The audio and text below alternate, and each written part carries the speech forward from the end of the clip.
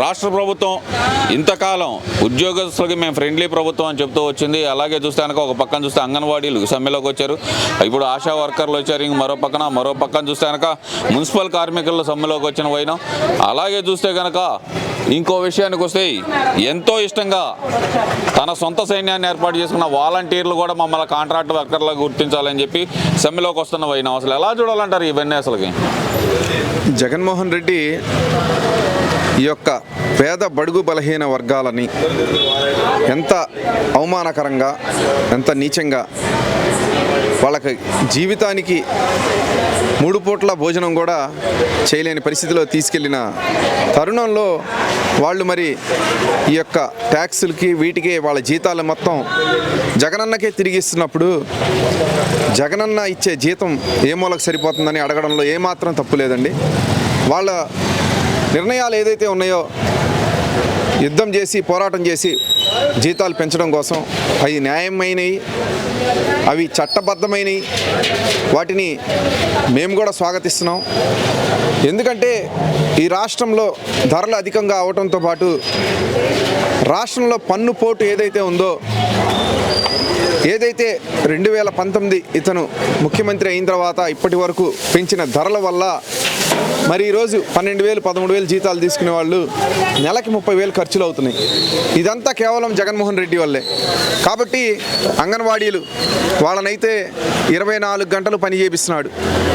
ఎప్పుడు ఏదో ఒక సర్వేలని అదని ఇదని ఆ డేటా అప్లోడ్ చేయాలని, ఇళ్ళకి డ్యూటీ దిగిన తర్వాత కూడా ఇంటికి వెళ్ళినా వాళ్ళు నిద్రపోకుండా మనశ్శాంతి లేకుండా చేయడం.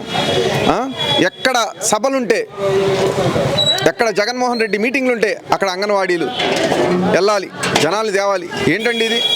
వాళ్ళని మనుషులు అనుకుంటున్నారా, వెట్టి చాకరీ చేయిద్దాం అనుకుంటున్నారా? కాబట్టి ఇక చూసుకుంటే ఆశా వర్కర్లు వాళ్ళు కూడా అడుగుతుంది న్యాయమైన డిమాండ్లే. వాటిని కూడా ఖచ్చితంగా ఈ జగన్మోహన్ రెడ్డి ప్రభుత్వం తీర్చాల్సిందే. ఇకపోతే పారిశుద్ధ్య కార్మికులు, ఈరోజు పారిశుద్ధ్య కార్మికులు కనుక చెత్తను ఒక 10 రోజులు తీయకపోతే చెత్త పన్ను వేసిన చెత్త ముఖ్యమంత్రి ఇంట్లో కూడా చెత్త తీసేవాళ్ళు ఎవరు ఉండరు. ఇది గుర్తుపెట్టుకోవాలి. పన్నుల రూపంలో కోట్ల రూపాయలు వసూలు చేస్తున్న జగన్మోహన్ రెడ్డి మరి పారిశుద్ధ్య కార్మికులకు మటుకు వాళ్ళకి ఇవ్వవలసిన ఏవైతే న్యాయమైన హక్కులు కోరికలు ఉన్నాయో వాటిని తీర్చకుండా తార్చారం చేస్తున్న తరుణంలో 4.5 ఏళ్ల సమయం నీకు ఇచ్చారు. మరి ఇలాంటి పరిస్థితుల్లో కూడా నువ్వు ఎలక్షన్కి వెళ్ళబోయే ముందు కూడా కనీసం వాళ్ళ జీతాలు పెంచి వెళ్ళాలని కూడా నీకు అనిపించకపోతే మరి ఈరోజు కాంట్రాక్ట్ పద్ధతిలో చేస్తున్నటువంటి ఎంతోమంది అనేక విభాగాల్లో ఉన్నటువంటి వర్కర్లు ఆ జీతాలు సరిపోక ఎన్నో రకాలుగా ఇబ్బంది పడుతున్నారు. ముఖ్యంగా చూసుకుంటే వాలంటరీ వ్యవస్థ, మరి వాలంటరీ వ్యవస్థని ఎంతో ఇష్టంగా పెట్టుకున్నాడు ఈ జగన్మోహన్ రెడ్డి. వాళ్ళు వాలంటీర్లు అంటే జగన్మోహన్ రెడ్డి యొక్క సైన్యం కింద లెక్క. అదొక ప్రైవేట్ సైన్యం. నిన్ను గెలిపించాలి, నీకు ప్రజలు ఏం మాట్లాడుకుంటున్నారో విషయాలు తెలియజేయాలి, ప్రజల్ని మౌల్డ్ చేయాలి, మళ్ళా నిన్ను ముఖ్యమంత్రిని చేయాలి. వాళ్ళు మటుకు కనీసం ఒక పూట భోజనం తినే జీతం కూడా ఇవ్వమన్నమాట. కాబట్టి ఏవైతే రాష్ట్రంలో జరుగుతున్న ప్రతి సమ్మె కూడా న్యాయబద్ధమైంది, చట్టబద్ధమైందని మేము అనుకుంటూ జగన్మోహన్ రెడ్డికి చెప్పుతో కొట్టిన విధంగా రాబోయే ఎన్నికల్లో వీళ్ళందరూ కూడా తెలుగుదేశం పార్టీని గెలిపించాలని కోరుకుంటున్నాను. మరీ ముఖ్యంగా చూస్తే కనుక ఒక పక్కన జగన్మోహన్ రెడ్డికి దెబ్బ మీద దెబ్బ అనే విధంగా ఒక పక్కన పీకే వచ్చి అంటే ప్రశాంత్ కిషోర్ వచ్చి చంద్రబాబు నాయుడు గారిని కలవటం, అలాగే వైఎస్ షర్మిల నారావారి కుటుంబానికి క్రిస్మస్ గిఫ్ట్ పంపి ఆ ప్రభువు దీవెనలు 2024లో మీ కుటుంబానికి ఉండాలని కోరుకుంటున్నాను అంటూ ఆమె పంపించిన గిఫ్ట్ని అసలు ఎలా చూడవచ్చు అంటారు అసలు దీన్ని? ఈరోజు మీరు చూసుకుంటే ఐపాక్ టీం అనేది ఒక దుర్మార్గంగా ఏదో విధంగా అధికారం చేపట్టడానికి వ్యూహాలు రచించే టీం అని చెప్పి ప్రశాంత్ కిషోర్ ఆలస్యంగా తెలుసుకొని తన తప్పును సరిచేసుకుంటూ ఈ రాష్ట్రం బాగుపడాలంటే దేశంలో ఉన్న ఎక్కడైనా సరే ప్రజలు అందరూ ఒకటే, ఎవరికైనా బాధలు కష్టాలు సుఖాలు ఒకటే, మనం ఒకళ్ళని బాధ పెట్టి అధికారం పొందడం అనేది తప్పు అని ఐపాక్ టీంని వదిలేసి మరి తెలుగుదేశం పార్టీ నారా లోకేష్ గారి దగ్గరికి వచ్చి కలిసి, బాబు గారి దగ్గరికి వచ్చి కలిసి ఖచ్చితంగా ఈ రాష్ట్రానికి బాబు గారు ముఖ్యమంత్రి అవ్వడం ఎంతో అవసరం కాబట్టి నేను చేసిన తప్పుని సరి చేసుకుంటాను, నాకు ఒక అవకాశం ఇవ్వండి, నేను చేసిన పాపాన్ని నేనే సరి చేసుకుంటాను, మళ్ళా తెలుగుదేశం పార్టీని అధికారంలో తెచ్చి ఈ రాష్ట్రాన్ని కాపాడి, రాష్ట్ర భవిష్యత్తుని కాపాడి, రాష్ట్ర ప్రజలను కాపాడుతానని చెప్పి వచ్చి మాట్లాడటం చాలా సంతోషించదగిన విషయం అండి. దాన్ని జీర్ణించుకోలేని వెధవలు కొడాలి నానితో సహా ప్రశాంత్ కిషోర్ బ్రెయిన్లో బుజ్జంతా అయిపోయింది, మాకే వాడేశాడు గుజ్జు, రే వెధవా, నీలాంటి వాడికి తలకాయ మాంసంలో మెదడు లాంటిది కాదురా పవర్, అది ఒక ఐక్యూ పవర్, ఆ పవర్ చదువుకున్నవాడికి తెలిసిద్ది, నీలాంటి లారీ క్లీనర్కి ఏం తెలిసిద్ది. ఇక అసలు వాడి గురించి మాట్లాడటం కూడా అనవసరం. ఇకపోతే షర్మిల గారు క్రిస్మస్కి శుభాకాంక్షలు తెలియజేస్తూ గిఫ్ట్ పంపించి 2024 ఎన్నికల్లో తెలుగుదేశం పార్టీ భారీ మెజార్టీతో గెలవాలనే ఉద్దేశంతో పంపించిన సందేశం చాలా గొప్ప సందేశం అండి.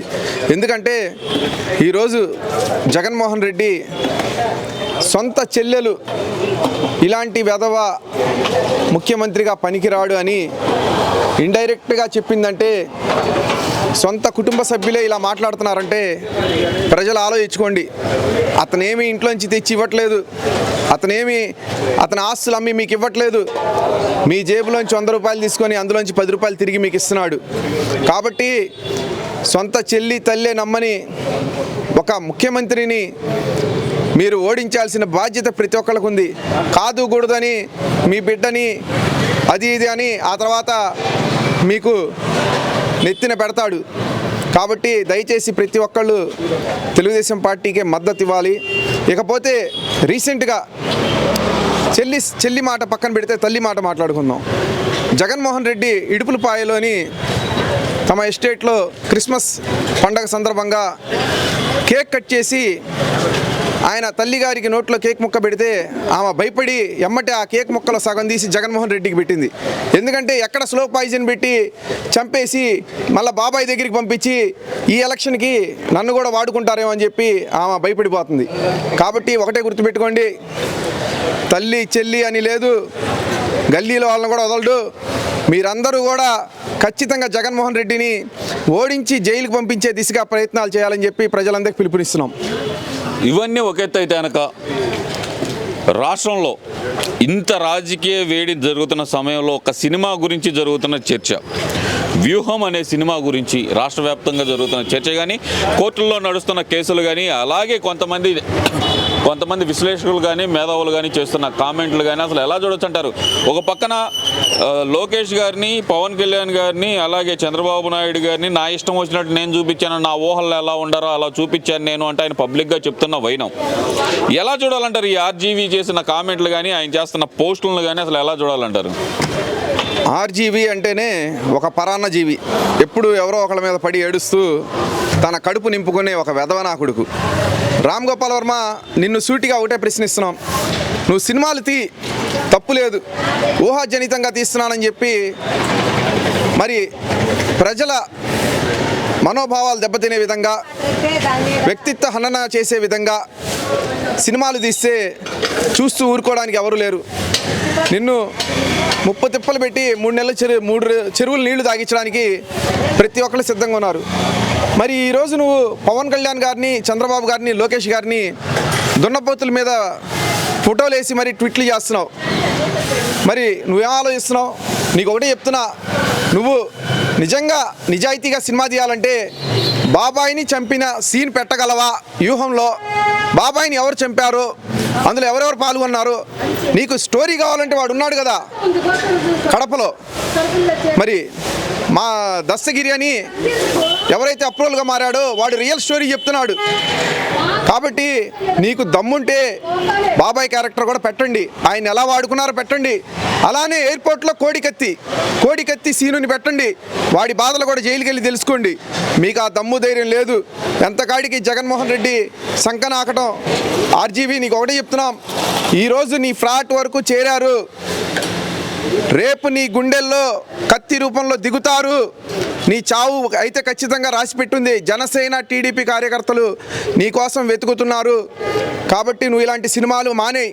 మరి అందులో మరి వ్యక్తిత్వంగా నువ్వు అవమానపరిచే విధంగా క్యారెక్టర్లు పెట్టావు కాబట్టి కోర్టుకు వెళ్ళారు. నీ బాధ ఏంటి? నీకు గనక దమ్ము ధైర్యం ఉంటే చెప్తున్నాం కదా, ఒరిజినల్ సినిమాది మేము కూడా స్వాగతిస్తాం. బాబాయ్, గొడ్డలిపోటు, కోడికత్తి, డ్రామా ఇవన్నీ కూడా పెట్టాలి. లేదంటే రాబోయే రోజుల్లో మరి నిన్న కొలికపూడి శ్రీనివాస్ గారు చెప్పి ఒక మాట చాలా స్వాగతించదగిన మాట, ఎవడైతే రామ్ గోపాల్ వర్మ తల నరుకుతాడో వాడి ₹1 ఇస్తా అన్నారు. అది అధికారిక అమౌంట్ అండి, అది వైట్ మనీ. నరికిన వాడికి బ్లాక్ రూపంలో ఇంకా దానికి 10 రెట్లు లభిస్తుందని చెప్పి నేను తెలియజేస్తున్నాను.